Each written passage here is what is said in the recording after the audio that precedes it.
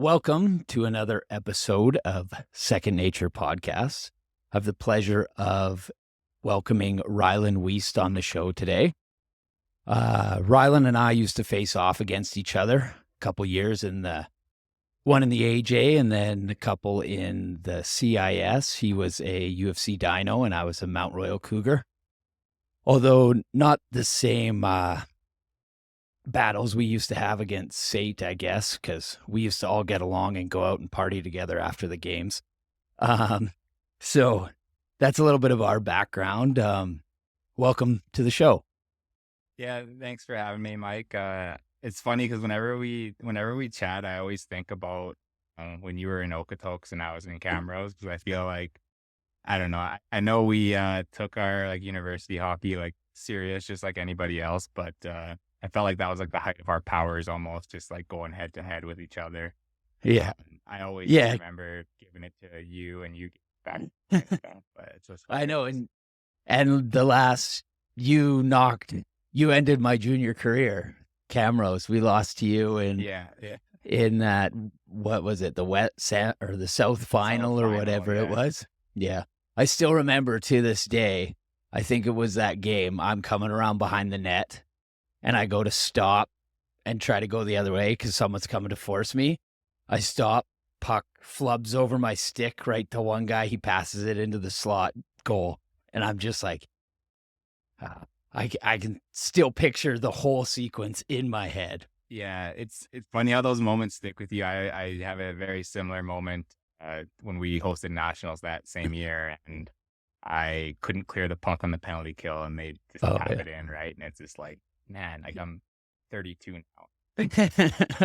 I know, right? Like, would you just get over it? But it's funny. Out of all the games you play, you always have those little memories, like usually the negative ones that stick around too. Yeah, definitely. Right. Yeah. So we were playing against each other, but we were also kind of living the same kind of lifestyle off the ice. And I think that's where we should start a little bit, just talking a little bit about the background with alcohol.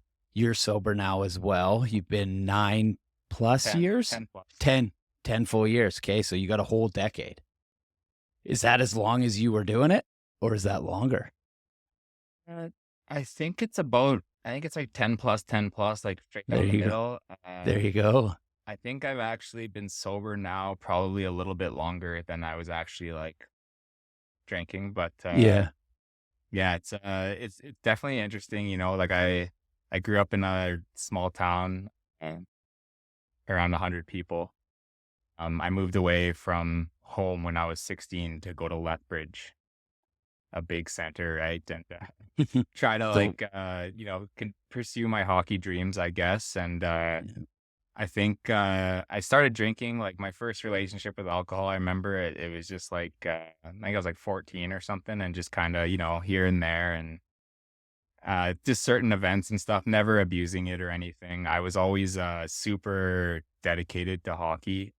I felt like I had this clear goal, especially in my teenage years, that I wanted to make Camrose Kodiaks actually, and kind of win with them. And that was kind of my plan, right? And, maybe get a scholarship down to the States. And I think it kind of got a little muddled probably around that same time when I did move away from home, 16, 17. I started really drinking a lot. I was living kind of semi on my own, semi with relatives and stuff. And just kind of, I think I started to maybe abuse it a bit even back then in those early years before I even graduated high school. Nothing like I thought I would get to, especially when in my 20s and early 20s.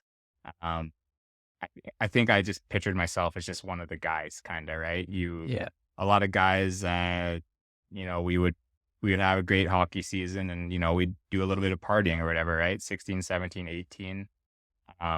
I remember I was so driven that I would take summers off of drinking. I had a pretty positive relationship with it. By the time I moved to Camrose, I think it was it kind of just feeds your personality a bit. You get you get this confidence on it. And I know even at that time I was feeling like I was like a better person with it. I felt like I was Yeah. like, Yeah. more social. I could come out of my shell. I was really like kind of finding myself socially. I grew up obviously in a small town and had a lot of confidence, but it was nothing like even moving to a place of 100,000 like Lethbridge, like, right? Like you just, Yeah. um, even in junior, like I'm thinking of that year that we played, like that was my 19-year-old year, and I didn't think I had a problem. Like I didn't think anything was wrong.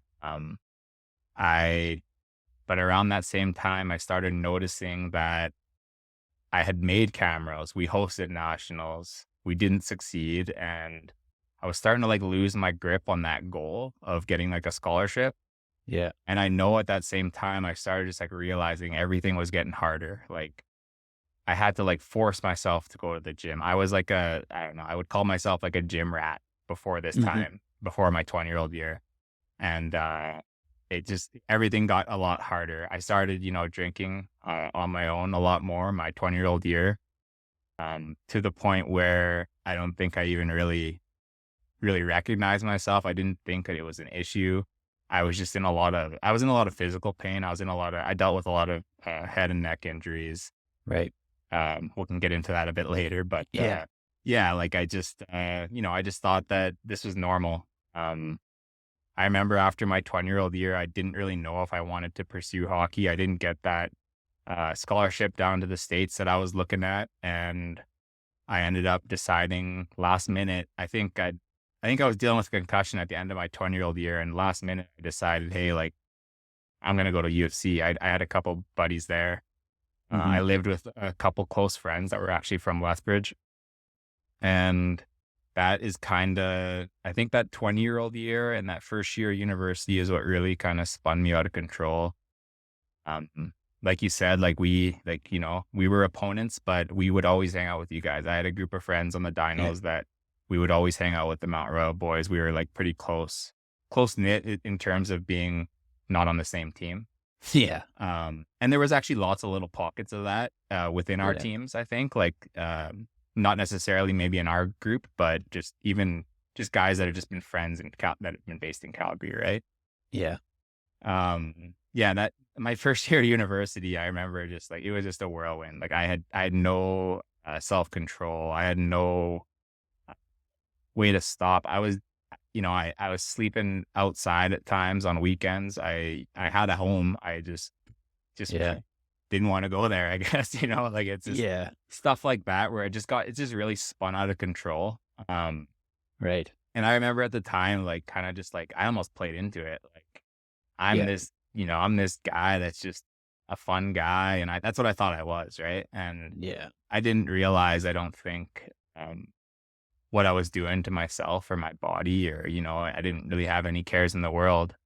Um, So it's just, it all kind of plays into it too. I did have a lot of, mental health struggles from my time, like just being like 18 to onwards. And Hmm. I was on medication and stuff like that, and just dealing with everything. And it seemed like I was dealing with it all with the bottle in my hand. Right. Hmm. I didn't go to class without, drinking before. First thing in the Okay. morning, I would pound the whiskey. Yeah. I'd go before tests, and instead of studying, I just decided I'd go to the bathroom and hammer some booze, stuff like that. And I think like you don't really even understand or know. And I know like a lot of my teammates like knew I was kind of going through it. My one roommate, I know, like a guy that I kind of grew up with and trained with in Lethbridge, he knew that I wasn't this person. Yeah. Um, he always tried like helping me and convincing me to drink. And obviously that forced me the other way. And, I was like, screw this. Like, I don't got to listen to this guy. Like, Yeah. um, Sorry, and he was trying to get you not to drink or he was to trying to drink. get me not to drink. Yeah. Cause I Okay. think he Yeah. knew like deep down, like who I was and like Yeah. what I was, especially younger, how like dedicated and like, Yeah. disciplined I was. And now it just kind of turned on its head. And he was like, this isn't the same guy. And it's hilarious because I ended up moving away and from that house. And Yeah. it was like a couple months later is when I actually stopped drinking. Um, Okay. And it's kind of just like, and now like our relationship couldn't be better, right? So it's just interesting how you take that for granted and you maybe even are pushing away a bit, but in the end, like that guy, like people just really cared about me, right? And like Yeah. cared about that aspect. Um, but it's the interesting thing for me was quitting while I was playing hockey still. I was still on the dinos. I played another year after I quit drinking. And I remember my roommate at the time was more so just like, well, just shuffling back a bit. The reason I ended up quitting, I had a lot of conversations. Um, One night I remember I was hospitalized. It wasn't like, like the most drunk or anything that I thought I had been or like something out of the ordinary. It just like I got home and immediately it just like, okay, like today's another day. Like, I just didn't think anything of it. Yeah. Um, I found out later that my blood alcohol that night when I ended up getting an ambulance to a hospital and yeah, I got the results from my doctor or whatever. And yeah, my blood alcohol was like 0.51. And they basically told me like, you're lucky that you're not a vegetable right now. You're lucky that you're Right. alive. Um, is interesting because I didn't get that until like 2 weeks after I actually had already quit drinking. Cause the next morning after that day, I kind of was just like, I was ready to start drinking again. I think I actually had a drink when I got home because I started playing like me and my roommate would play like drinking NHL, like on the Yeah. PlayStation or whatever. And I just whatever, let's just start again. Right. And then while we were doing that, I remember I was getting texts and calls from a lot of people. My brother is one, and one of my close friends from Lethbridge that I hadn't been around a ton. And it's just like I realized at that point that it wasn't just me. I was actually hurting a lot of people around me. Um, Right. I, I just kind of realized like, okay, like maybe I should take a break, put the brakes on a bit here. I ended up quitting that day, cold turkey. I just said, I'm never drinking again. And like people say that all the time. I had friends that would get up one morning on a Sunday and be like, oh, I'm never drinking again. Right. Like I'm sure Yeah. you've heard it all the time. Been there. Yeah. Yeah. And my buddy, one of my close buddies I was living with, he said, like let's go to the pub. He's like, if you're not gonna drink again, I want to see it. He said, and which is like maybe that's tough love, and maybe it's a little different than I would have drawn it up, but it actually I worked. know who you're talking about though, and it makes complete sense. Yeah, and he's just like the Yeah. most caring guy, and like Yeah. he was just like, if you don't drink again, I will like defend you and Hmm. make sure you don't drink again for the rest of my time while I'm here. And if you do, we're just gonna carry on like nothing happened. And like I get that, and maybe it wouldn't have worked for some people, but for me, it was like something just clicked. Yep. I was like, "Okay, like I think I ordered a root beer. We went to the bar, and I was like, "Okay, I'm not drinking again," Yeah. And it actually is interesting because I didn't drink, well, since that day, but also like it was like a year and a half, 2 years, where I was just like, I think I was kind of like white knuckling it. I Right. think I was kind of still unsure if I was going to be doing that for the rest of my life. Um, I was unsure if this was the decision for me, right? And Yeah. I remember a day, it was like 2 years after, 2 years and I think about 1.5 months after I had quit drinking, actually. I was driving home to my farm and I remember I was just like flooded with emotion. It was like I had this like sudden like realization that like I was doing this for me the whole time. Like I wasn't doing this. I always said I was doing this for like, my brother or my buddies Yeah. that wanted me to quit. And I think I just realized that like this is something that I gotta just do. And it's interesting because I always think like I talked to you about this a lot that like I felt like I was faking it for those first like 2 years, Yeah. but like I still was sober, but it's like I wasn't taking it, as serious as I think I am now or like as Hmm. dealing with the consequences. I was more just like doing it for other people. And sometimes that's kind of how you have to start though, is like maybe I do it for someone else for a bit. And then Yeah. until I realize like, damn, like this is for me and for my like longevity and for my health and just, for my family as well. Like I don't want to like, I don't know. I know where I was headed. Right. And Yeah. I know you know that feeling, and it's just like you got to make a change. And I Yeah. think that I thought that I couldn't be the same person when I was drunk than when I was sober, and I just I realized that's just not true. I built that Right. up in my head, and a lot of people do it, right? So Yeah. Right. Yeah. And so would you say, because like I believe there's like a moment of clarity, right? For kind of everybody who has that lasting recovery. Some it's like you wake up the next morning after doing something really bad or whatever, and you just go, okay, that's enough, right? Or you try to have some sobriety, but you relapse, and then that's the time, right? So would you say kind of that drive home when you got emotional and got all that kind of stuff was kind of your moment of clarity, like, okay, I've been struggling. I've been successful, but I've been struggling and haven't quite like gotten into it. And then all of a sudden you had that, and that was kind of it.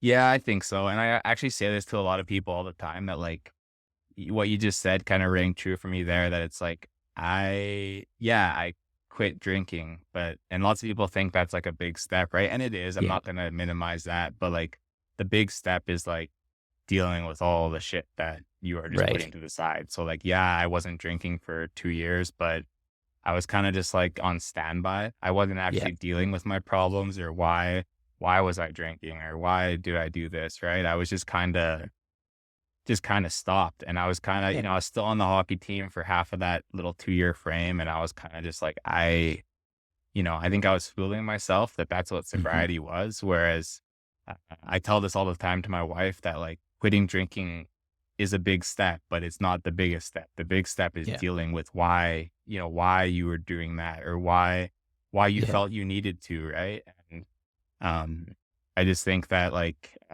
that was the moment where I was like, okay, like, you know, I'm doing this. Like I'm gonna keep doing this. And yeah. Exactly.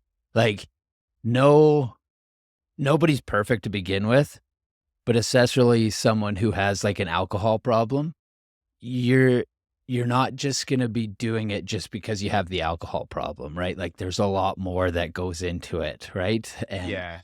the first step is, yeah, okay, I'm going to quit drinking. And that's why I failed multiple times, cuz I don't know how many times I was that guy who was like, okay, I'm never drinking again, Yeah. right? But then you forget about what happened, and there's something in your head that's telling you, okay, well, you feel okay now, let's go do it again.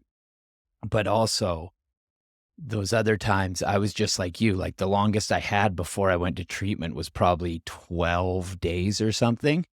But throughout those 12 days, all I was thinking about was alcohol, right? Yeah. And that makes it so hard to live your life if those are still the things that's going on, right? So, how I know you started doing some counseling and that kind of stuff. Were you doing that before you had that moment, or did you get into that afterwards?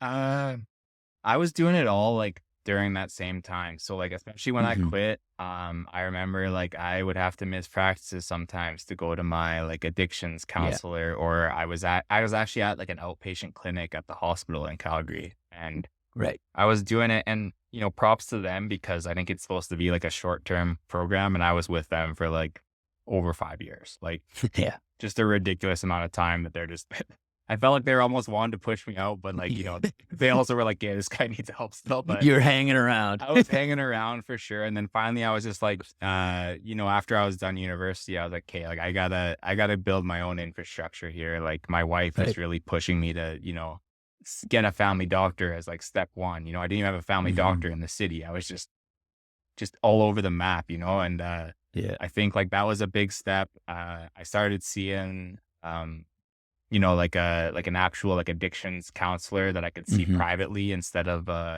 before I'd only been in the public system. And it was great actually, like, being able to be in like groups and being able I never went to like AA or anything like that, but I was in a lot Mhm. of these like addiction groups and um especially at like the hospitals and stuff. And I found that I think like one thing my parents will always say is that you always like pushed to make sure that you were getting help, right? Yeah. Because I feel like it's easy to be like, I got this, I'm good on my Right. own. And I don't think I really had anything that I was like, oh, I definitely need help on this or on that. But it was more just like, you got to keep pushing for like answers. No one's going to do it for you. So if Right. you're not your own advocate, like no one will be. Right. no one's gonna hold your hand your entire life. And I think like it kind of it's interesting how like I was going to all these things and like doing all this and none of that like clicked, right? It's just like that Right. little moment of clarity by myself is what kind of got me there. But you also, when that does happen, you'll look back and you're like, man, like all these things and all these people that tried helping me, right? You're just grateful. And it adds like another layer of like understanding of like, wow, like I'm just lucky that I had the support that I did. Hmm. Yeah, that support it's a major factor in it, right?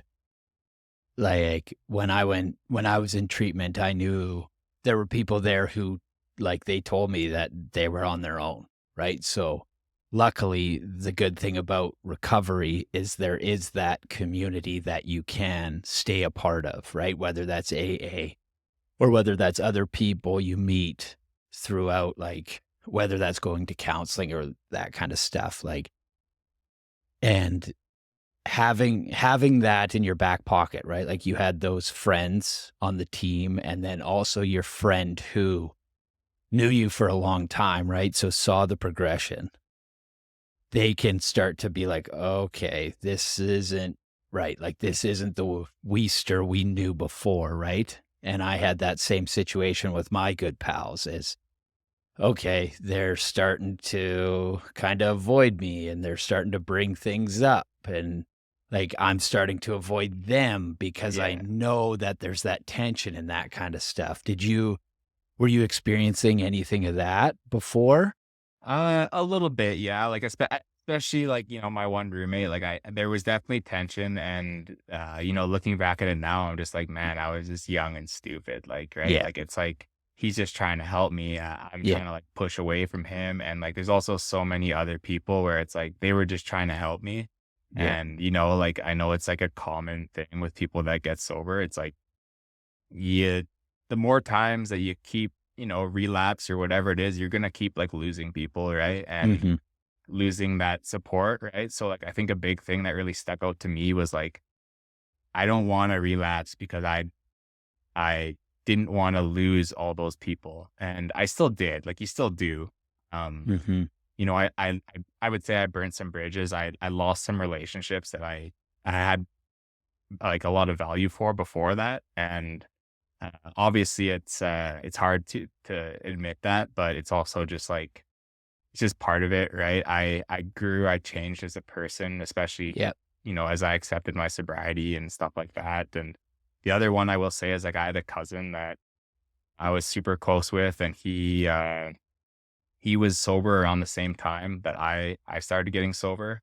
And so I had him to always like kind of lean on. Hmm. It seemed like I don't know. I'd go to like groups at the hospital and listen to these people that maybe they were addicted to heroin or crack cocaine or like stuff like that. Hmm. And it was just like, it adds a layer, but it's also a little different when it's like you have a personal relationship Yeah. with someone. Just having him as like a mentor and him being able to help me was just like such a huge thing. It was like, I still remember sitting at his house and him telling me like, man, like, like when he first gets sober, it's like you're driving and every store is a liquor store. Like, little things like this where Yeah. it's like no one else like that it was supporting me that I could talk to would just tell me like little anecdotes like that I could really like relate off of. And, that kind of really spun me in the right direction. And, yeah, he ended up later on passing away. And it was largely from a byproduct of his addiction. And it's Yeah. just something that after that moment, I was just like, okay, like this is like bigger than me. Like I want to help other people too. And like I think that's kind of why, like I know obviously I started that group with like Hmm. just guys around Calgary that were playing hockey because there's a number of people that we, had crossed paths with in our hockey career that had struggled with alcohol or, sobriety. And yeah, so like I guess that's like a year, probably about a year going of that, just like a virtual group Right. like a monthly meeting. And I kind of did it with the idea in mind that I maybe didn't need the help at the time that I started it a year ago or anything, but it just kind of gives you that reminder of like, man, like there's people in different stages of this sobriety, and there's people that I talk about it quite a bit, but a lot of people that do like that have been sober, like they don't, right? They Mm-mm. hide or they be the hermit or whatever it is. And it's Yeah. like, at least I hope that they have that outlet. I'm not a professional, but just talking and bullshitting with people that have been through the same thing is just like such a huge thing. In my sobriety, and I don't know if you can attest to that too, but it's just, I find it helpful just to remind yourself of how far you've come or things that you've overcome, right? Yeah. And yeah, I'm glad you brought that up because one of the things I wanted to make sure I do was thank you for doing that because I hadn't really talked to anybody in probably 4 or 5 years about anything addiction related. And like, I knew you were sober, you knew I was sober. And then it was just a Instagram message like, "Hey, Brownie, you want to get together? I got an idea." Right. And I was going through the same kind of thing of wanting to do something like this. Like that was all churning in my head. So you just sending me that message kind of kick-started it. And then us talking and discussing. And because I sit there and I know people are out there, but I'm kind of the recluse type of person where I'm not necessarily going to put myself out there as much. Previously, I have in Yeah. the last little bit, but it was also something inside of me that was kind of like, you know what? I don't need to hide this anymore. Yeah. Right? Like, and you get this feeling of, I like, sure, did I do some bad things? Absolutely. Whatever. But like, it's kind of like another weight if you're able to start talking, even if it's not publicly, but with other guys. Yeah. Right? So Yeah. go ahead. I was gonna say that that was like a big part of it for me. It's like, like I'm not gonna replace, or that group isn't gonna replace me seeing my counselor or stuff like Right. that. But it's more so just being like, man, like other people are going through this exact same shit, and how like you can relate other people's stories or where other people are in their sobriety to like maybe, say like someone in 2 years in, like where was I 2 years in, right? I can Yeah. explain like how I was at that point, and if that gets through to them or like that's like their one outlet to talk about it, like that's all Hmm. that you can really ask for. And I think it's also just good to just remember where you came from. Yeah. I feel like a lot of times like I've been, I think my journey's been pretty positive, especially like this last like 7-8 years, right? It's like it'd be easy for me to remind myself or fool myself that maybe I could have a drink again, or maybe I don't have to talk about this anymore, or, anything like that, where it's like, I think it is important to talk about it. It doesn't matter who Yeah. it's with or, but yeah. Yeah. I don't know. Have you heard the saying, your addiction's always in the parking lot doing push-ups? Yeah, I have It's heard like, that. Yeah. it's like always waiting for you. And I have the same mentality sometimes too, where it's like, I kind of got to remind myself almost. Like I don't do it in a negative way, but it's like, there's periods of time where I just forget about it. Right. But then it is good. Like say we go a month without having one of our meetings. It's great to get on and chat with you guys. And Yeah. most of the time, it's not like we're not in there in depth. Like most of the time, we're just we're bullshitting about whatever. Yeah. And it's just like a good place to connect. Right. Um, so you talked a little bit about that motivation and doing it for others. You, that's one thing I used as well is getting serious about it. Yeah. Right. So like I use treatment as saying to my friends and my family, like, okay, I'm serious about this. And then I also use that motivation going through those early days of sobriety to not like throw it away, right? Like if I go and have a drink or whatever, then all these people are going to be like, oh, well, I could have seen that coming or like that kind of stuff. Was there any other motivating factors that you kind of were able to find or influence you in those Uh, kind of early days? Like, I know you were still struggling, but was there? yeah, yeah, there definitely was. So in that little 2-year span where I always say like I was fooling myself or whatever you want to Yeah. call it, I like near the end of that, I actually met like my wife, right? And Right. that was a huge part of it. It was like I was no longer playing hockey anymore. I was still living with guys on the hockey team because that was kind of all I knew. Mm-hmm. But like just actually, I remember going through that time and being like the whole time, like I have to find my foundation. I have to do things that I've never maybe done before. And like I was still like, actively trying to get better, but I definitely was white knuckling it.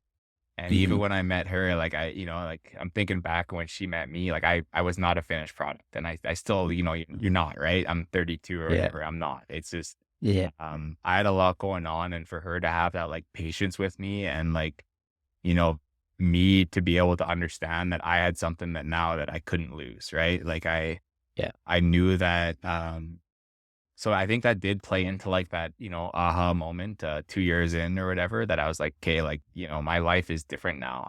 I'm not just worrying about myself. I have, this girl that, I'm crazy about, and I want to Yeah. like make these changes, because if I don't, like, I'll just kiss that goodbye too. Right. And, Yeah. I think that like, I don't know, it was just a huge moment in my life of like reorganizing my priorities, and like, that was part of it, like, why I, quit hockey and decided that I had to get away from that kind of life. And, ended up during, like, I was still in university. I changed my degree, like stuff like that, where I was like, I just didn't like resonate with the past that I had. And I kind of just wanted a fresh slate. And, I think that kind of gave me that outlet, being able to go through all that with my wife, and being able to like, listen to her, like, push me and give me advice on how I could be better, right? And like that Yeah. was like definitely external motivation for me. Um, just like little things like that. And I think that you can always piece together things like that. And like I said, in the end, like I did learn it was just for myself, but it Mm-hmm. obviously gives you a little kick in the ass a bit too. Right. Yeah. Finding someone and having a healthy relationship. Yeah, and that's Right. something I'd never had before, right? I'd never been able to like open up to people, or Mm-hmm. have that connection with people. I was always kind of just like the guy who would not take anything seriously, or not, Yeah. like stuff like that. And I think I finally realized that like, that's just like a shtick, or like a mask, Yeah. right? That I'm putting on myself, and something that I can just take off. I don't need it anymore. Yeah. Well, that's why we got along so well. That's it. Yeah. Off Yeah, the ice. exactly. I know. Right? Yeah, We exactly. were both like, "Oh, I do this." They laugh. Oh, that makes everybody I'll feel keep good. doing it. Yeah, I'll yeah, keep everyone likes doing it, laughing, right? right? Exactly. Yeah.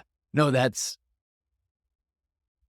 a big part of it, right? Is finding, because I talk about how like I was so lonely for so many years, and knew that there was no way I was going to ever find any kind of support in a partner in a healthy way if I continued down the path that I was, right? And Yeah, you eventually get to a point where you don't even like drinking anymore. You just do it, right? Because it wants you to. yeah, And then it's like, okay, do I want to be 40 years, 50 years old? Sure, I might have a partner or something, or like, do I want to enjoy the rest of my life in a positive manner, right?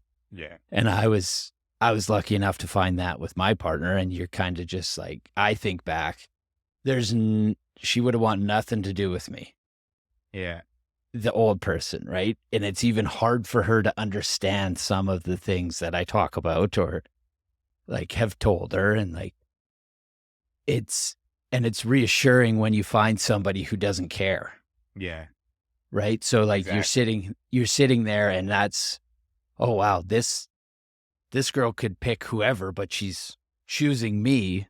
So it kind of also makes you realize like, okay, maybe there is something more to myself and that Yeah. kind of stuff. And maybe that helps you realize, okay, I am doing this for me and that kind of stuff as you go through it.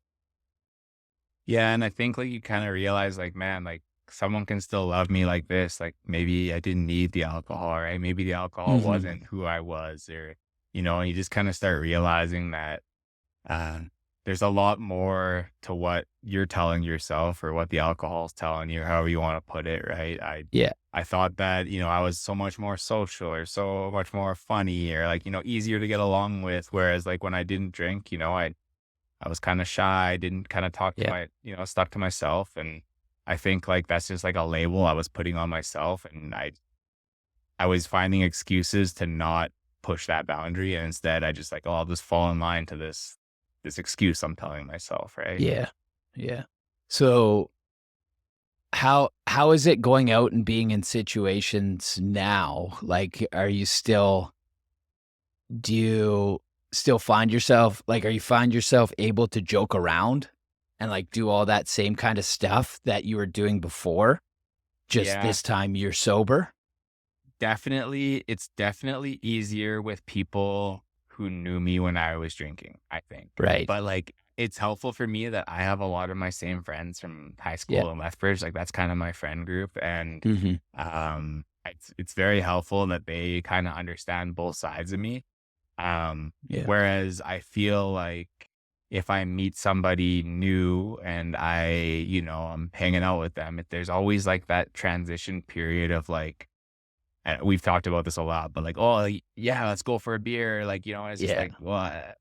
Especially at the start. At the Yeah. start, you're almost like overcompensating. You're like, yeah, no, I'm not even gonna go for a beer with you because I don't drink. Like, it's just Yeah. where it's like I don't have to say that. I could just be like, can we go for a coffee or whatever it is, Yeah. right? Or can we just hang, like, do something else? And I remember at the start, like I was always like almost like you're almost like defensive about it, right? Because Yeah. you still probably are a little self-conscious of like, is different. Lots of people drink and lots of people have no problem drinking, and that's fine with me. I have no issue with that. Mhm. Another thing that I think helped me was when I first quit, I was still, like I said, still on the hockey team. I was like their, driver. I'd go drive all the Yeah. boys out to the bar. I'd go to the bar with the guys sometimes. And like, I kind of made the decision right when I quit that I had seen people be sober and decide to be a hermit and stay at home and that would have been fine, but I was still on the team. I Yeah. would have said goodbye to all those relationships. It would have just turned out a lot different. And, obviously that has progressed into me. Like, I think I am fairly comfortable being around people and being around alcohol still. I just know I'm not going to partake. Right. Yeah. I think a lot of people think that you have to, and I think there is definitely a period where you probably should stay away from those situations, Mhm. right? And not put yourself at risk. But at a certain point, it gets to the time where it's like you're not going to get away from it. Like, you got to face it. I am sure you understand that like alcohol is not really going anywhere. I don't know. No. It's so common and normalized, and that's fine. I have no issue with that. Um it's just for me to accept that, right? And be like, "Okay, like I can't make everybody else not drink, or I can't be at a restaurant and not see liquor," or like just Yeah. things like that. It's you kind of just have to realize that the world keeps turning, and you can either adapt or figure it out, or you can be stuck in the past, or like whatever it is. Mhm. And I didn't want that to ever be a problem for me, especially like my wife, like she doesn't drink a ton, but she likes to drink sometimes, and I have no issue with that, right? And Right. I understand it. She doesn't abuse it. If she did, maybe it'd be different, but um, it's just little things like that where it's like you can't, as much as I want to help and change everything in the world, you just can't, right? And you got to do what's Yeah. best for you. And I also think that hiding from those situations, like I said, especially, as you get further and further from your sobriety date, I think it is kind of like a little, it's a little challenge. It's also not an outrageous challenge when you've been sober for a couple years already or whatever, right? But Yeah. yeah, Yeah. That's that's kinda where you have to have, like, a selfish mentality, and it's better for me. Sure, like, people might want me to drink or something like that, but it's like, I know that I cannot, yeah, right? Like, I know that for my future and for tomorrow and the next days and for me to not do things that I'm gonna wake up and regret and all that kinda stuff, it is a lot more enjoyable if I come to this event or party or whatever, and I yeah, don't drink alcohol. right? Yeah. And then that's kind of, so you talked about having the team aspect but they all knew, right? So you had told them, they accepted it. And then I can kind of relate to that, as when I went out with my pals, I was driving them around and all that kind of stuff. And you're still kind of living the same lifestyle, but not necessarily partaking in it fully. But it's also like I had multiple times where like one of my buddies, like they were pretty into it. They came up and like the one guy thought I had a drink the one time and he like grabbed it.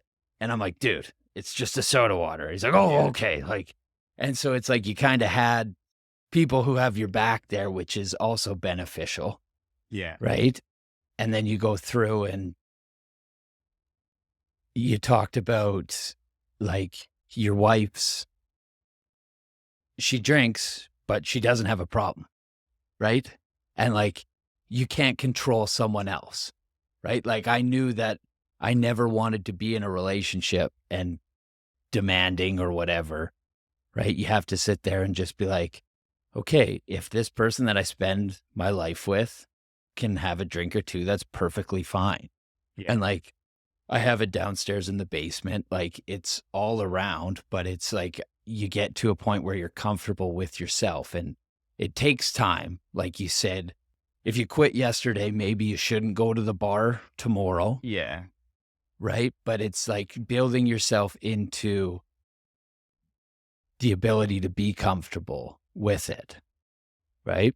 Yeah. And I don't know, I even said it, like, I know people that, didn't want to do that and they wanted to stay away from it and be like, a recluse or stay at home. And it's like, I get that too. Like but I also feel like that to me is like a sign that you're like, you're probably white knuckling it a bit. You probably haven't dealt with a lot of the things that you are dealing with, and you're mainly just not drinking. I don't know if you're completely sober of mind, but you have no alcohol in your system, but you're really fighting it, I think. And I don't think that goes for everybody. Like obviously everyone's different, but being on a team was like huge. The one other thing I wanted to say was like, that was my second year at university with the Dinos. And I remember when I quit, I straight up just told everyone like, hey, you don't have to like ask me if I'm drinking or something. I'm not, like, I'm just not gonna, and I'm done drinking. And I remember at the end of the year, we lost, I think might have been even in the Canada West, like final to U of A. And, I remember like I stood up because I just wanted to thank everyone. And that was like one of the biggest, like honestly biggest moments of my hockey career, which is crazy because like I played like 5 games that year, and like I would have had every excuse to like not be part of that team. And like, they made sure that I was a part of it. Right. It just was really like a big moment for me. And I think it made me realize that like, I am doing the right thing. Right. Yeah. Getting that support.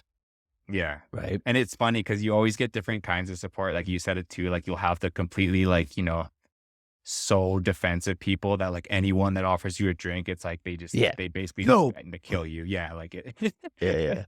And like, that's good though. Like it obviously shows you people care, but it is just funny. And then you'll get some people be like, well, you can probably drink again. You get like just different types of personalities to it. And like, it's just like, you find who you maybe want to spend your time around and who's worth it to spend your time around. But it is definitely interesting. And I'm sure you've dealt with it too. You deal with just random people that, that they can't understand it. And I get that too. And I get that less and less as we get older, and partying's just less part of all me and my friends' lives. Right. But it's just funny how like there's all these different mindsets to it. Right.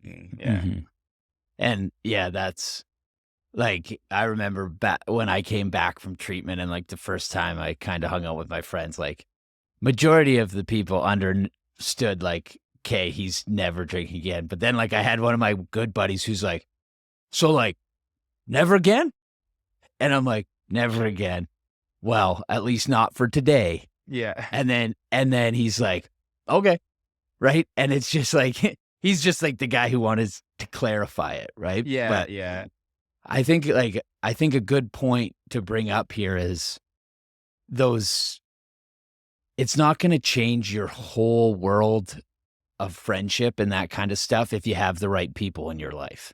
Yeah, right? exactly. Because you can run into that fear of like, oh, I'm going to lose these people or I'm going to have no friends after the fact. But I think that's like the main thing is knowing that like you can go out there and still hang out with your same pals if you talk to them and they understand it. And if they love you, like, yeah. it's going to be okay. Yeah, I think the communication and just if you're honest with yourself, you're probably going to be honest with your friends, right? And you gotta you maybe have to set some boundaries or whatever it is. I even know like some of my close friends are like, when I first quit, it's like, oh man, that like sucks, right? That sucks. That it's like, well, I mean, does it suck? Or I mean, I possibly wouldn't be alive still, right? Like, it's just like things like that where it's just like it takes a little transition, and it's not even just I know like in my mind, I'm like, man, like, why is this so hard for them to understand? But it's also just like, I quit drinking when I was 22, like in probably the height of, a lot of people's partying days, right? It's obviously changed. I think if I would have quit, even like say 2 years ago, it would be a lot different experience than when I had it. And, it's just kind of something that you always got to take and understand that like people have different relationships and understandings of how alcohol works. And, it might take time for some people. It might be something right away where everyone has your back and, everyone's just kind of different. And I feel like I didn't really take it too personal because I know a lot of people that, maybe would have quit drinking for a bit and went back right back into it. And I think in the long run that like a lot of my friends like respect that I'm valuing myself more to just, just stop. I don't need it. I don't need it. I don't think they even really want it to see it again. So yeah, exactly. Yeah. Exactly. Like I couldn't call up any of my friends and be like, hey, let's go to the bar. Yeah, exactly, and get a beer. Like they'd all be like, no, man. Yeah. They like don't even think about it. And so so you had the support of your hockey team, and that's where like every story differs, right? Whereas you recognized it while you were still in school playing on that team and you were able to start to overcome it then. And I let mine drag into it. Ended up I broke my leg. It forced me out of hockey, and then I kind of like disappeared away from the game, right? And like I always think back, and for a long time I thought back like, oh, what if I would have done things differently and all that kind of stuff. And that was where some regret and like that resentment and the guilt and shame factor came into play and drove me farther down into a bad path. Is there anything is there anything major that you had to kind of let go of, and like, if you don't want to share anything, right, that's perfectly fine. But like, is there any situations or anything that kind of hung around for a while until you were able to kind of overcome them? Funny that you say that. Like, you mentioned your hockey career, but like even with mine, like alcohol aside, like yeah, I didn't end hockey like how I thought I was gonna end hockey, right? And like I think like I left the game kind of like pissed off at it, and I wasn't able to like almost forgive myself for how it all played out. And I always like, we talked about the start. I always look back at how like, my discipline kind of waned, especially in my 20-year-old year. And that might have been a big year for me. And it could have went like one of two ways. Maybe I get a scholarship, or maybe I, just basically am just, out of body, just barely even there. Right. And I felt like that's kind of the way I went. And so I think that just it ending the way it did, I think it was tough for me for a bit to like kind of grasp. And then I think it took like 3 or 4 years until I started playing like just rec hockey.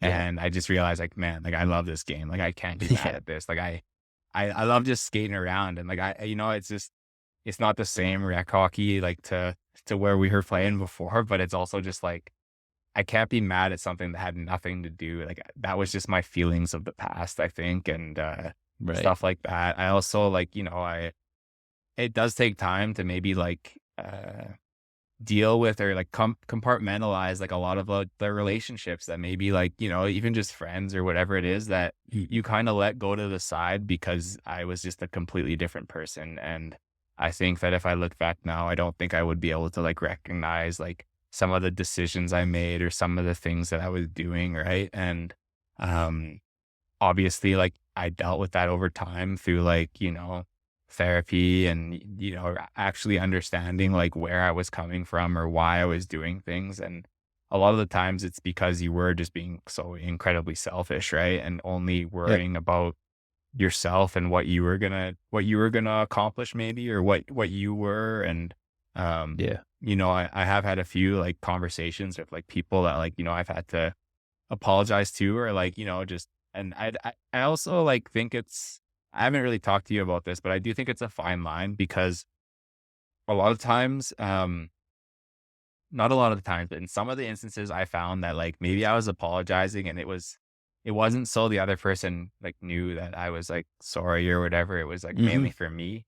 And 100%. I Yeah. know you get that it's like so some of those ones that like, like I think I took a lot of it internally instead of being like, I'm sorry for what, like, I'm sure if they saw me now, they'd see I'm a different person and they'd understand. But it's like, if Yeah. I'm just doing it for myself, like, that's just kind of continuing on that notion of like, I'm doing this for me and I'm selfish. And like, I know it's not the exact same, but it's like, I just wanted like to have that time to be like, I understand what I did and I understand like, I probably did hurt a few people. Right. And, Yeah.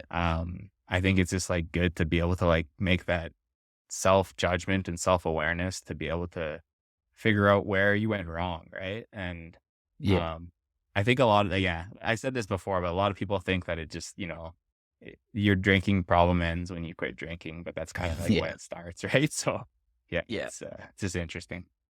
Yeah. That forgiveness, it's for you to give and for them to receive, and you have no control Yeah, whether they do that or not, right? Yeah. So the other thing that we wanted to talk about here was a little bit of the medication that you started taking for some depression, anxiety stuff, and then you started to get off, and then you've had some concussion issues that have kind of flared up from previous incidents. yeah, Maybe start with kind of just talking a little bit about what the medication you were on and why you got on it. yeah. So yeah, I started around the end of 17, turning 18. I started like realizing like something's not right upstairs. Like while I'm, getting used to my own drinking personality and all these other things, you talked on concussions. Like I had my first concussion when I was 10. And, Mhm. I had probably at least a handful before I even went to junior.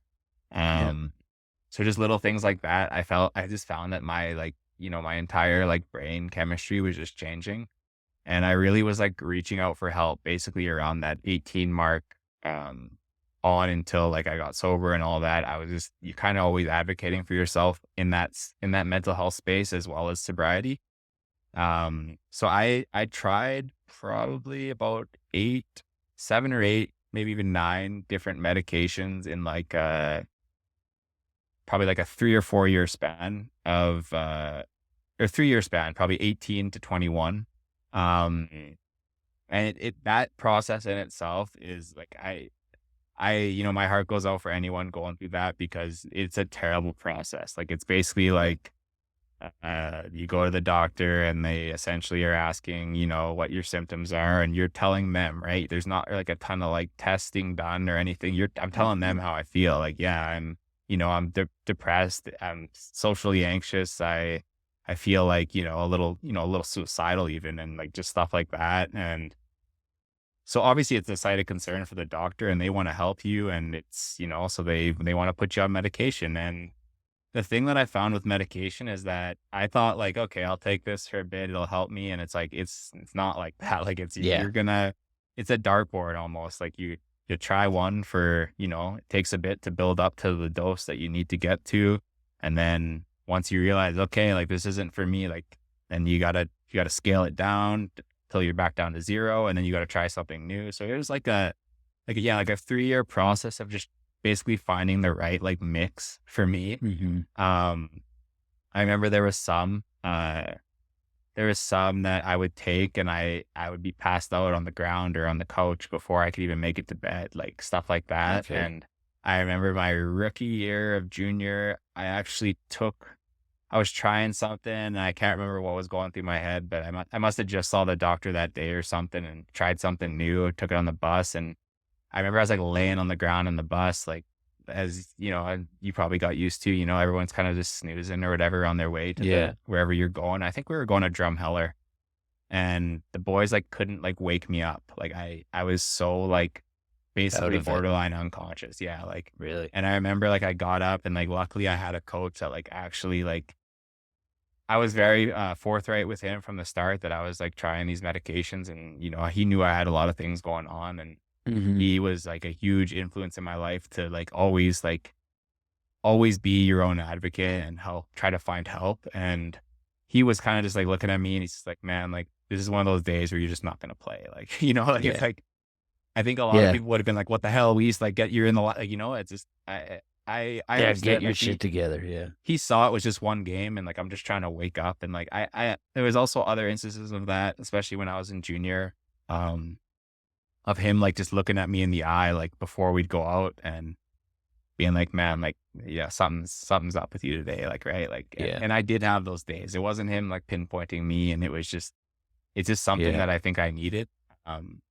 And that was like a big help for me. And I think I really like grew to have this like respect and this mutual like appreciation for one another with like my coach. And, it was like a completely different process once I got to, university. And it's just like, you're trying to find that like balance of helping yourself and also, being able to help the team.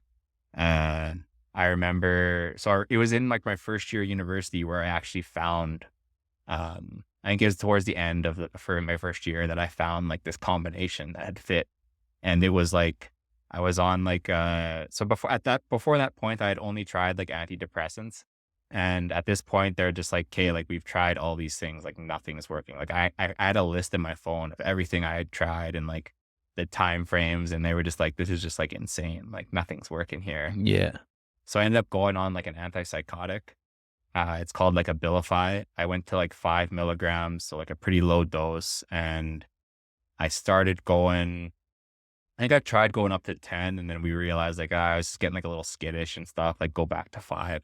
So I went back to 5 and then we found like an antidepressant, Cymbalta it's called. I was on like 90 milligrams of that to try to like, they're supposed to work like well in conjunction with each other. And, I find out later, like obviously that like some of these things, like they deal a lot with like, fibromyalgia patients or like, just like nerve damage, stuff like that there. It's like, I didn't even know it, but it was like kind of helping like a lot of my other symptoms from my head injuries.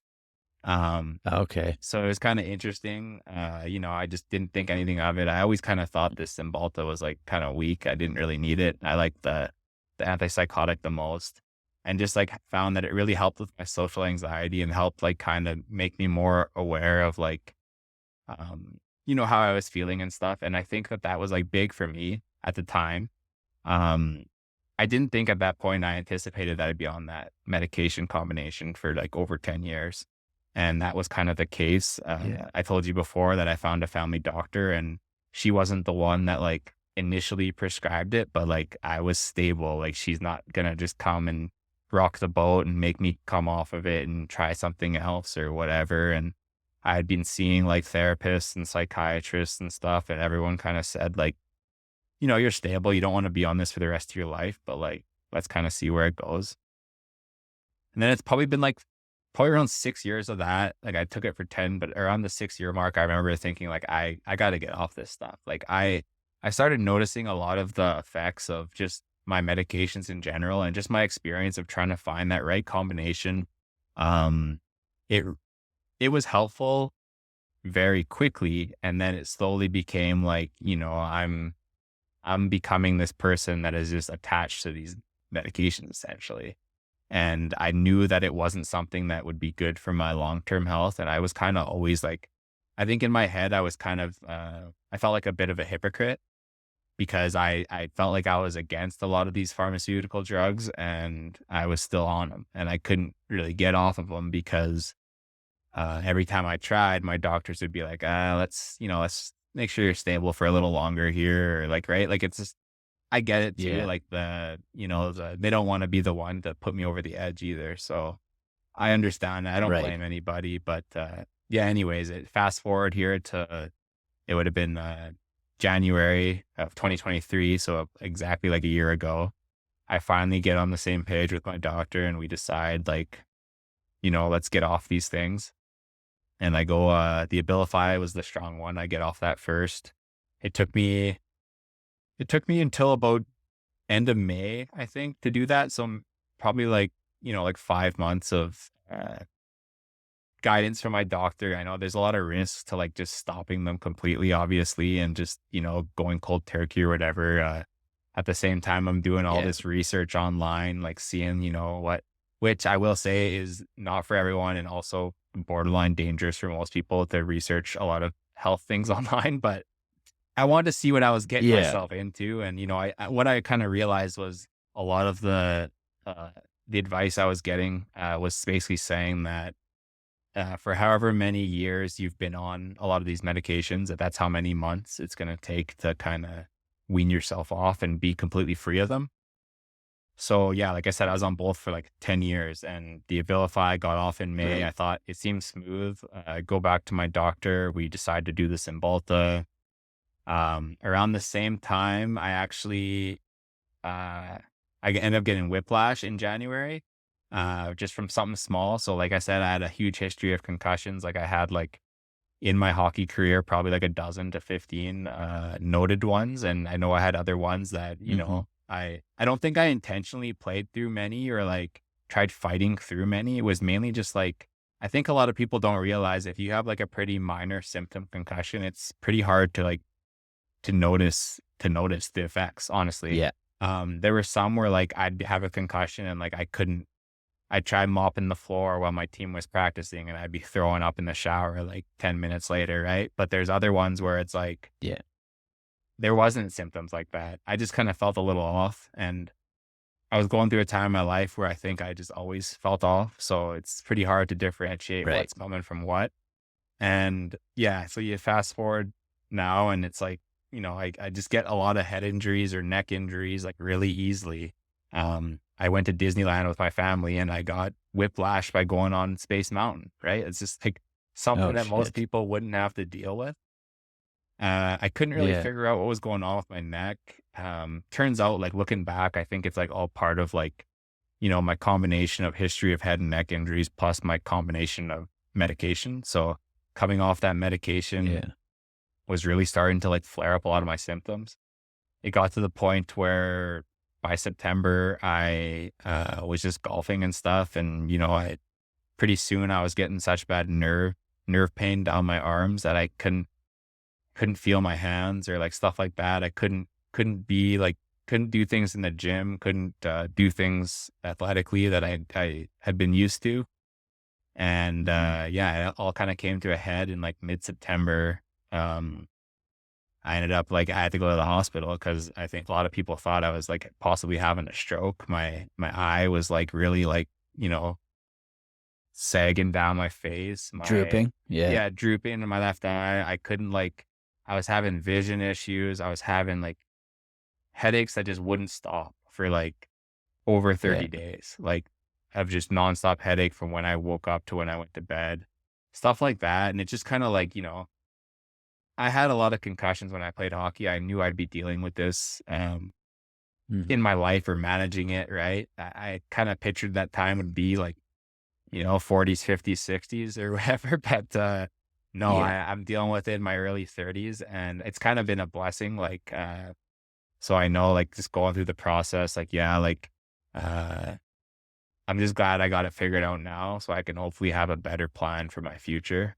But yeah, going through of my head injuries, it's like I got to the point where, I went to the hospital. I started getting like nerve block injections in my neck because people were trying to stop this like nerve pain down my left arm and shooting down my shoulder. And But then it was like all of a sudden there was just too many symptoms to like stop. Like my eyes like weren't working, my headaches weren't stopping, like all this stuff. So I was like going to see a ton of specialists, and I had every answer from, well, you have migraines, to that's a one-off headache, or I ended up getting like an MRI on my neck, and there was damage, but it was just like you don't really want to get neck fusion surgery at 32 or whatever, and you're kind of just putting everything off. And my brother actually is a chiropractor in Minnesota, and he had a relationship with a treatment center down there that dealt with complex head injuries.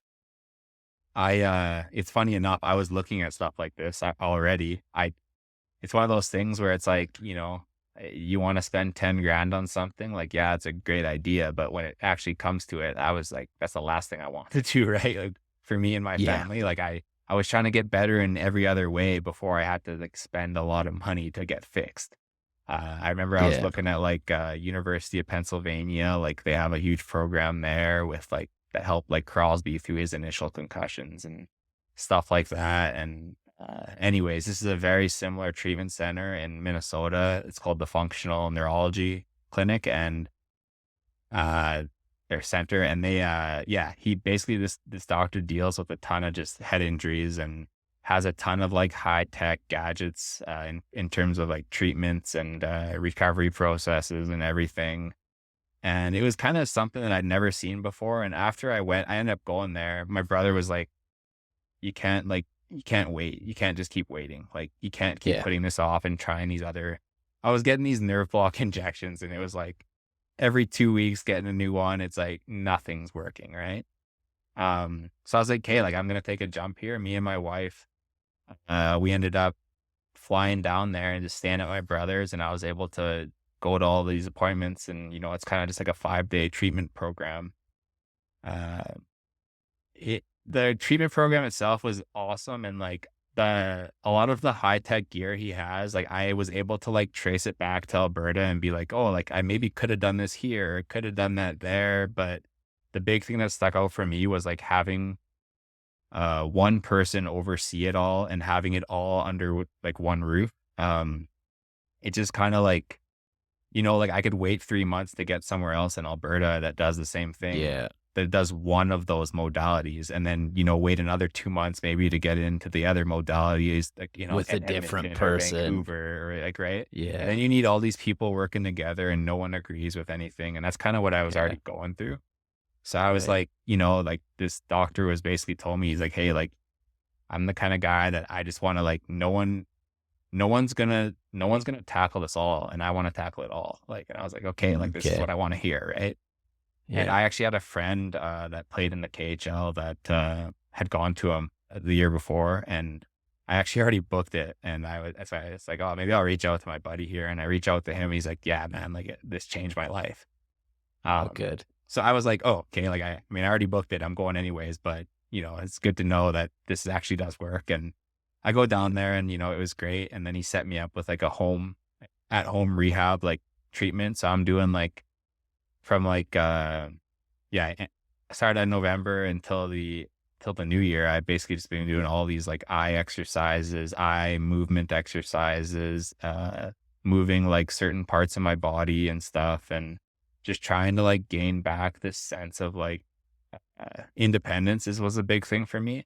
I couldn't like in like October, November, I couldn't like be in a room with more than one person. Like if it was anyone but my wife, I just wasn't like, I couldn't do it. Like I couldn't socialize. I couldn't handle noise. I couldn't walk more than maybe 500 meters. I was doing like little mini walks here, and I remember measuring them. I'm like, man, like this is like impossible. And it's taken me like hours, but I've gone 500 meters. Like, stuff like that. And it's like, like light sensitivity, noise sensitivity, headaches, it's like kind of like all your common things. And ended up, so in September, I was at 30 milligrams left of Cymbalta, and I decided just to stay on it because I was like, this all kind of broke out. I still wasn't completely sold that it was from my medication, and mainly just a bunch of other stuff. And yeah, in middle of November, I decided like, okay, like I'm having all these random outbursts still, and they don't feel like they're from my exercises. They feel like they're from my medication. So I decided like I had to just get off of it. And I went to my doctor and we figured out like a way that I could kind of wean myself off of it over time. And it took another like 3 or 4 weeks, till about mid-December. And then, yeah, since December 11th, I've been completely like off of my medication that I've been on for like over 10 plus years. Um, since that time, I've like started realizing like, especially like, this is mid-January now. In the last like 3 weeks, I've noticed like I haven't had any like major setbacks where that are just like completely random. I will have setbacks like if I maybe do a bit too much, but like I understand that. A lot of it is like, I'm not just going to wake up one day and be able to go back to work. I'm going to have to like build up my tolerance to all these certain like social situations, being out in public, like things like that. So like it's slowly gotten to the point where like, I can drive to the grocery store, do that kind of stuff on my own. I know like even like for us, like I was putting off our meetings. I couldn't look at my like computer screen. I couldn't, all this stuff that like I couldn't do. And now I'm starting to slowly like get that back. And I even like today, I have days where I'm like, man, like I'm not even doing anything. I'm just focusing on my rehab and like I'm still like, it's not perfect, right? And I think it just takes a lot of reminding yourself, like, well, man, if I go back to September, October, like I couldn't do anything. Like honestly, I couldn't even be awake some days. So you kind of see how far you've come. And it's just interesting like how it all kind of ties in, like a lot of the stuff that this doctor has kind of talked to me about, like, I've had, like I said, I had my first concussion when I was 10, like that could have been a turning point to my life of, like, how my mindset was. And then I have a few more when I'm 13, a few more when I'm 14, right? It's just, like maybe I'm not an alcoholic in another life, or maybe I don't need to go on these prescription drugs even to begin with. Right. And like all these things that you're kind of looking at. And, it's interesting to me how much I'm kind of learning about myself in my early 30s here that I had never like learned before. Like I was always a huge coffee drinker, and I can't even stand it anymore. It's just too much for me. I always thought I was a slow walker, and now I'm like a speed walker. Like like little things like that where it's like I thought these things were all part of my personality, and like obviously I'm not taking away my own ownership of my own shit that I dealt with, but it's like, man, like things could have been different, right? But I also see like even like the modern, or when we were playing hockey, it's like, take a week off, you got a concussion, come back, you'll be fine. And it's like, I think we're learning more and more that like, that's just not like the case. Right. Right. So did the guy down in Minnesota, did he connect? Did you guys talk anything about addiction and concussions and that kind of thing? Like, yeah, we did a little bit. Yeah. Like there's a big piece on like, the amount of like, I guess taxing and tolling you put on like your neurotransmitters and stuff like that. And like, a lot of the things that like I was telling him are just like things that he's seen hundreds of cases of these complex concussions and stuff. And like, I don't know if he was like tracing it back that far, but it's just like, man, like you have tried a lot of prescription drugs. You have tried a lot, like you have drank a lot. You've dealt with alcoholism. You've done, just a ton of different things that like a lot of people in my situation unknowingly have gone through. Right. So yeah, like a big take home I found was like, I always thought I was like healthy and like eating healthy and stuff. And he like put me on this book. It's called the Tiger Protocol, where it's like, I'm learning how the gut and the brain are interconnected, and how like that's the most like neurotransmitters in your body are between the gut barrier and the brain barrier, and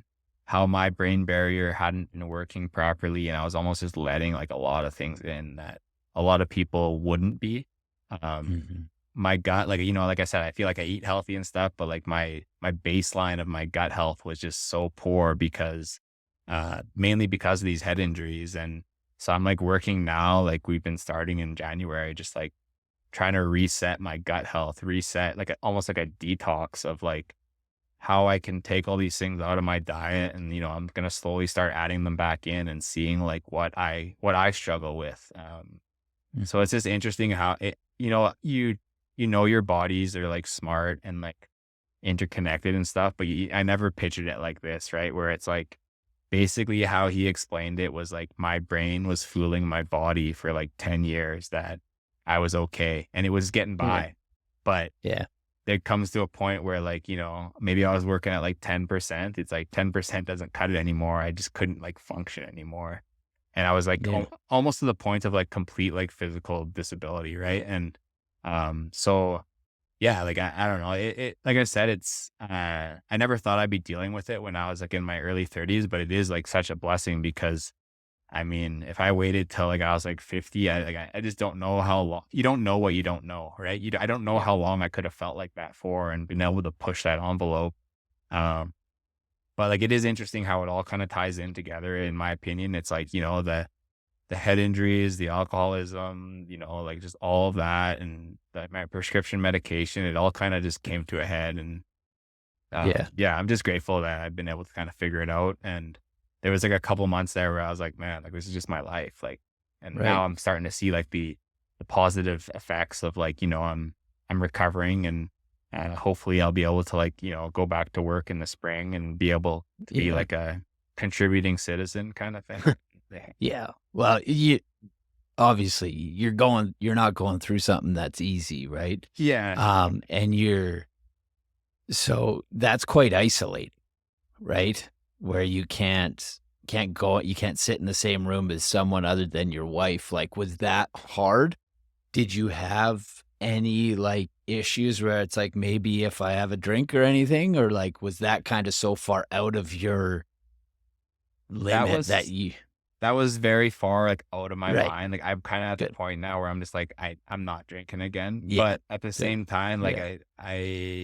I did have hard times, like, Yeah. especially, like, not even, like, what I would consider my own thoughts, but, like, coming off that medication, it's like, it's just coming out in, like, spurts, right? Like, it's like, all of a sudden, one day wake up random, and it's like, "Man, like, I am so depressed today," or, like, so, Right. like, almost, like, borderline just completely suicidal. It's like, this isn't even me thinking this. I just have to go to bed, and hopefully I'll wake up tomorrow. And the thing was, like, sleeping didn't even help. I actually, like, struggled to, like, a lot of times, like, laying down straight on my back, like, it sucked. But I just, like, Hurt. I have to go to sleep or else I'm not gonna make it to tomorrow kinda thing, and so just kinda waking up the next day and hoping for something better, and it's just like, like, obviously, like, just anyone in that situation, it would be, like, maybe a little depressing or bring back, like, these feelings of, like, I'm all alone or all this stuff, but it's like, Yeah.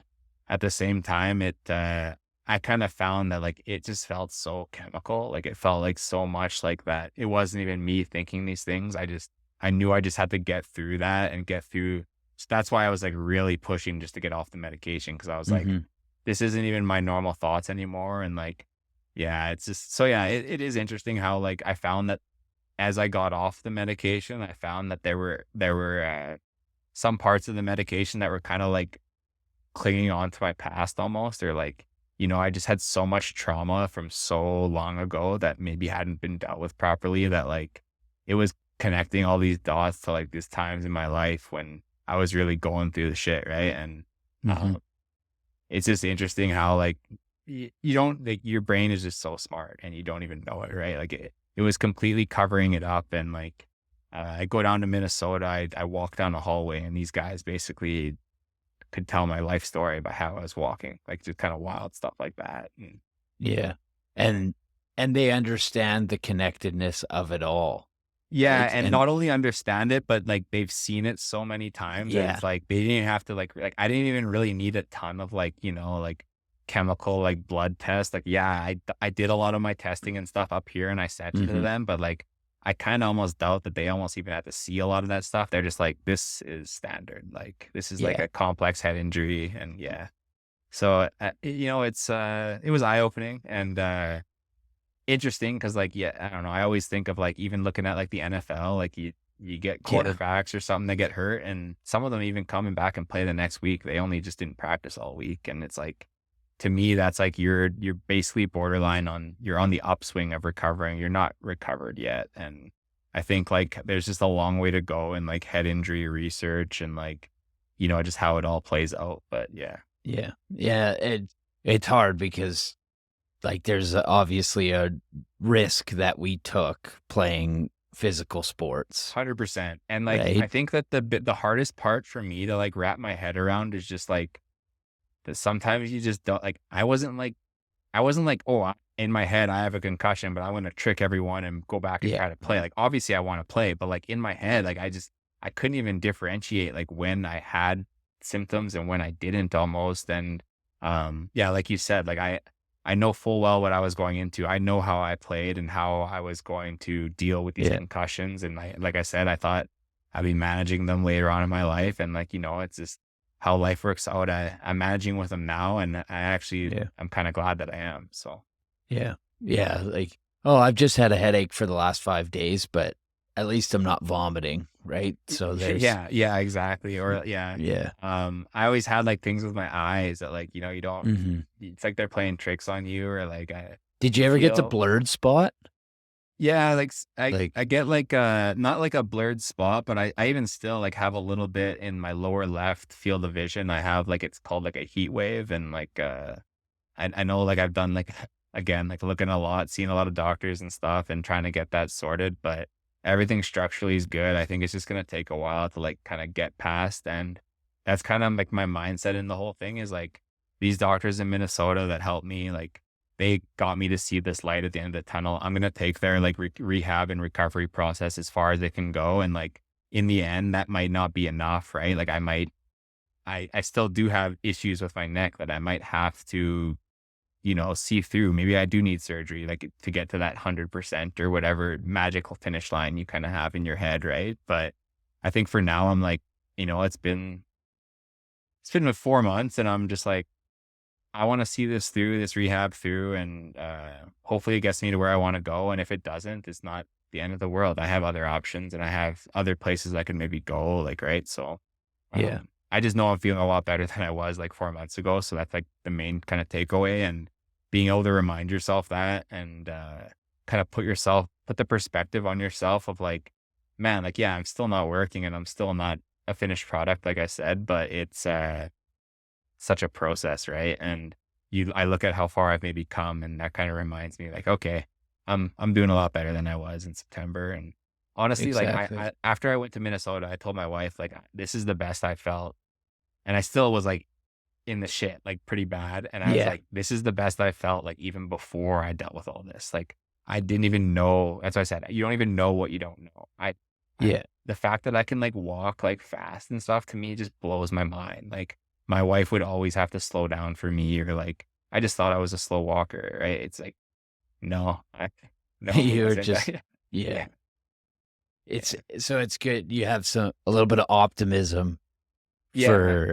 because you have a plan and all that kind of stuff, right? Yeah, the other big thing, like, I mean, like this treatment center I went to had so many like, like super expensive high tech gadgets, and like that's all like fancy and great. But like what I really found the best from those were like the fact that I wasn't just taking a doctor's like word for it. I did a lot of the Right. similar exercises here, and the doctor would be like, "Oh yeah, everything's good." And then I would do it down there, and then he would actually like physically graph out all the results so I could like literally see, or like videotape me, and like I could see how I was improving, right? And like he kind of laid the foundation of like, like here's this little bit, a little nugget to get you through, and now you're gonna go home and actually put the work in and keep doing these kind of things. And so like, yeah, like some parts of that, and there was just so many parts, right? Some parts of it with my eye, some parts are with my neck movement, some parts were just supplements he gave me, like, just like a ton of different pieces to the puzzle. And Yeah. being able to like put that all together into like one recovery plan, it would have just taken years, I think, if I would have done it any other way. So Right.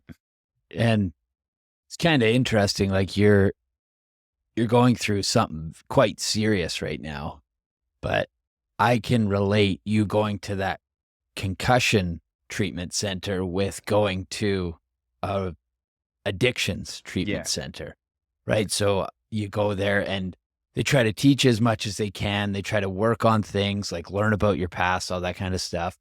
And then there's a plan for when you leave on how you're going to be successful. And it yeah, helps and sets you up knowing like, okay, I have these resources here. I have this over here. I know I need to do these things. And it gets you on that path to where you believe that you're going to be better or like things are going to get better. Right. Yeah. And even like, it was actually crazy. Like this whole process, I've told so many people this, but like how many parallels I was drawing to like my sobriety journey, and like how if I didn't get sober before, like I don't know if I would have understood how you have to be your Right. own advocate, or you have to like Yeah. really push, like, like it shouldn't, I think like it shouldn't be that hard to get help, but it just is, right? Like everyone's just trying to get you out the door so they can see the next person that's dealing with just as much shit as you are. And Yeah. in the end, you kind of have to speak up for yourself, and you always kind of got to keep looking for things that are going to make you better. And no one's really going to do that except for you. And Yeah. I think that's what I was kind of always drawing from it. It's like, yeah, like, this is completely different, but it's not like a broken arm, right? I can't just put a cast on it. My concussions, and my sobriety are both kind of like the doctors are treating me from what I'm telling them, essentially, Yeah. right? It's a lot of like my perspective is being used in the treatment plan. So like, not only that portion, but yeah, like you said, like just having like this whole like laid out plan for rehabilitation, right? And it just really like has kind of put me together, and it's actually kind of like made me realize like, man, like maybe I want to do these other things in my life, right? Like maybe I want to get back into hockey in like a professional capacity, and like being able to like scout or coach or something. Like I just it kind of like has given me like, I don't want to say goals. Like I'm not like a huge like goal driven person, but I haven't really had a goal since I was 14 and wanted to make cameras. And Right. um it's kind of given me like that future planning perspective, right? And I think you always kind of need that. I think I thought I didn't. And I think I thought that I Yeah. was like, I'll just kind of I'm just kind of a leaf blown in the wind, right? And Yeah. I think you do kind of need that little light at the end of the tunnel to be able to be like, even if you fail, it's okay because you tried it. And I think that a lot of times for me, I didn't want goals because I didn't want to fail. Like I failed my goal of getting my scholarship, or like, it's like, Right. don't put so much pressure on yourself. It's just about the process and how you get there, I think. And yeah. Yeah. Yeah. I can relate to you there because for a long time I thought like becoming sober and like having success was like the best thing that I'm going to do. And like for a long time, I was just riding that wave of like, okay, like, don't get me wrong. It's definitely top two of the best things that I'll ever do. Yeah. But for a long time, it was just kind of like, all right, well, it could be worse, right? Yeah. I Like did it could that. be, Yeah. yeah, exactly. Remember when I did that? Yeah. And like you talk about wanting to maybe get back into scouting or coaching, and I can relate that to doing like this. What we're doing right now is I've always kind of had that in my mind, and it was kind of like, okay, you've been kind of doing these things that you don't really want to do, but you're just kind of in them, or it's convenient or that kind of stuff. And then something changes, and now it's kind of opening up. So like, it's a hardship that you're going through and that kind of stuff, but in the long run, hopefully it can be so much more beneficial to you. Yeah. Yeah, exactly. And the other thing that I'll like draw a parallel to with like sobriety is like that pressure and that failure like that you're scared of Mhm. or putting on yourself. It's like I've seen so many people be like, uh I don't want to like, I can't relate to this because I quit cold turkey and never went back or whatever, but Yeah. I've just seen so many people that'll be like, no, I don't want to start over. I don't, I've already been 2 years sober, and, the last thing I want to do is start over. But it's like, I mean, if it's that or dying, like it Yeah. just depends, right? It's all perspective, right? You'd rather be starting over than, just being so embarrassed by it that you can't, you want to end it or something, right? It's like, Right. something like that, like obviously that's to the extreme, but it's just, you see it so much in like the addiction space of people being like, I can't, like, like I can't, you can, like, you can give yourself Yeah. this time and you can figure it out. And it's not going to be like the easy path for everybody. No one's just going to be the same. but you can draw a lot of similarities and you can pull things from different people's experiences for sure. And I know, like, I don't know, like for instance, you like, you maybe like relapsed a couple times early, but like instead of like being so hard on yourself, you just keep at it, right? And it doesn't feel like that in the moment. No one wants to start over, but like there's no better way to learn something than by failing. Like literally. And I think that I never really understood that like, I always wanted to be like, I excelled in school, I excelled in athletics, and it's like success is where it's at. But it's like, no, like you're not actually going to get much better unless you actually fail a few times and figure out what you did wrong and be able to revisit that. And I think that there's so many parallels you can draw to that with sobriety and just getting better, just with like a ton of things in life, right? So yeah.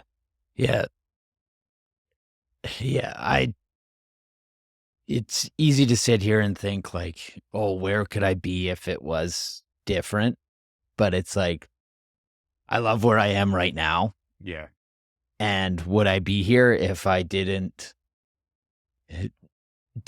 break my leg, didn't have alcohol issues, sure, there could be a better place, but at the end of the day, I'm happy where I am now after going through all that hardship and all that, figuring myself out, understanding who I am, and like being able to be like my true self more instead of putting on those masks that we used to do when we used alcohol. Yeah. Right? And honestly that, and also just like, being able to just be honest with yourself and like, to keep pushing forward. It's such a, I know, cliche thing, but it's like, you, you're not going to get better unless you fail. And the other thing that I also noticed was like, I had a really hard time like living in the present. I was always like, and especially like hockey players, I think it's very common, or any athlete, because it's like, well, where am I going next year? Where am I going to play? Right. What team am I going to make? Who am I going to try out for? Where am I going to be in 5 years? It's like, just enjoy where you're at and try to get better every day, and it'll all fall into place. You can't play out the future 5 years in advance. And, I definitely did it. Like when I was growing up, you get drafted to the WHL. You're like, okay, like where am I going to go? Like what's going to happen? And you kind of forget that like, you got to just do the work and you got to just keep doing it daily.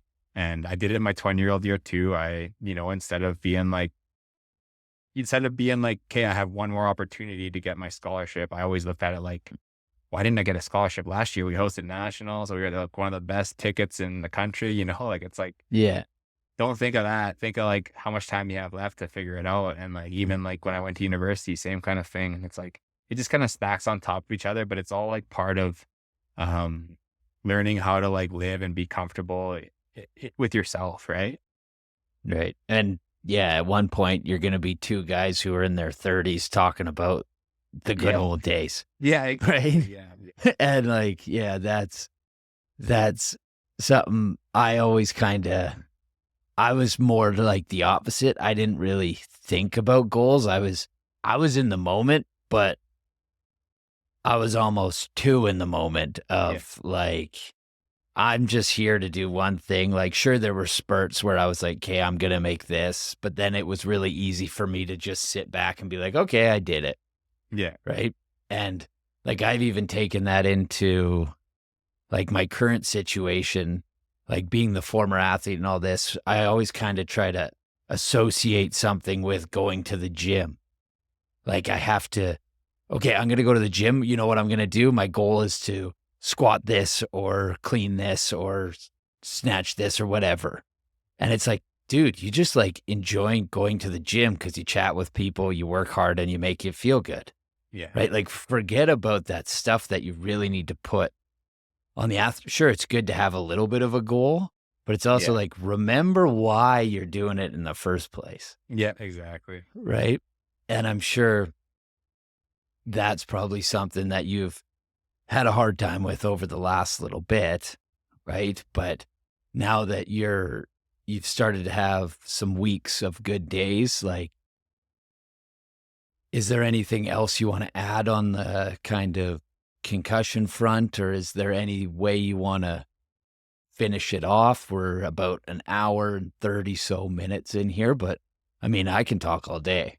Yeah. But if we want to maybe start to wrap this thing up here.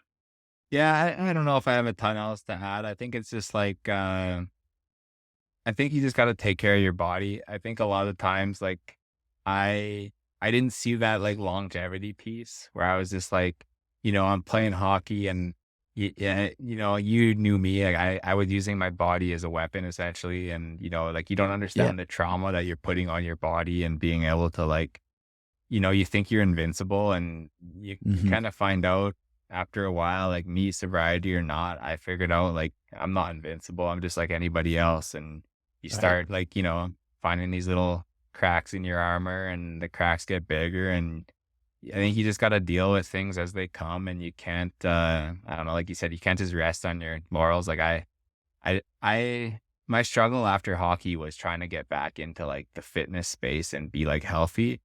And the only way I knew to do that was to go balls to the wall working out at the gym. And I think there's just so much more to life than that. And you got to find what works in your own situation. Right. And that's like a big piece that I wish I would have figured out sooner. And it took me a while, like even being sober for like, 10 plus years, it took me until like last like December, November to realize like, man, like I got to take care of myself. And I think that's one thing that I always say to people, that's like, you always got to be your own advocate, and you always gotta help yourself first, because no one else is going to do that for you, and no one else is going to put me ahead of everybody else. Right. I got to do it for myself. And I think that's like a lesson that you could take with, like my rehab right now with my concussion, or my, my sobriety journey, whatever it is. I think it's just like,